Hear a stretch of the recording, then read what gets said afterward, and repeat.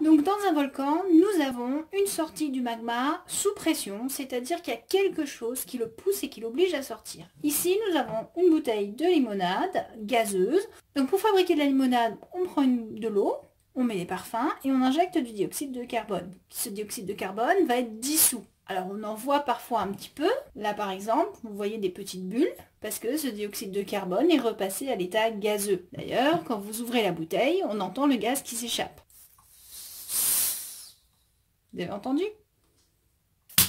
Voilà. Donc ça, c'était le surplus de gaz de la bouteille qui s'échappe. Donc on a fait une décompression et le dioxyde de carbone qui était dissous est passé à l'état gazeux. Je referme la bouteille. Si je secoue un petit peu, je provoque le passage du gaz, dioxyde de carbone, de l'état dissous à l'état gazeux. Et donc, dans ma bouteille, j'ai une pression qui s'est faite, puisque ce gaz va s'échapper du liquide, va s'accumuler entre la surface du liquide et le bouchon. Et si je rouvre, je vais de nouveau entendre du gaz sortir, puisque je l'ai fait sortir du liquide. Vous avez entendu? Supposons maintenant que je secoue fortement la bouteille. Et là, vous voyez que j'ai beaucoup de gaz. Et si je l'ouvre, qu'est-ce qui va se passer? Oh, vous le savez, vous l'avez déjà fait. Et ben voilà, j'ai une sortie sous pression, j'ai une éruption, là, vous voyez?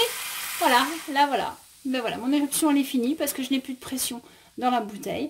Donc, dans mon réservoir magmatique, quand j'ai beaucoup de pression parce que j'ai beaucoup de gaz qui sont passés de l'état dissous à l'état gazeux, ces bulles de gaz vont entraîner le magma vers la surface.